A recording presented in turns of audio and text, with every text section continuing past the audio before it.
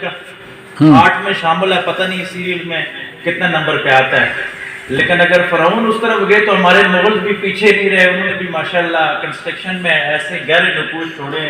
کہ جو جب تک دنیا ہے ان کا تذکرہ رہے گا. لیکن مادی طور کے ساتھ تو ترقی کرتے رہے، لیکن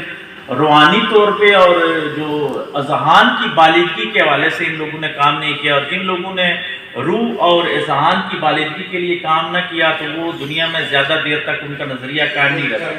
اس کو اگر ہم حضور نبی کریم صلی اللہ علیہ وآلہ وسلم کی زندگی کے ساتھ یا باقی انبیاء کے ساتھ آپ ایک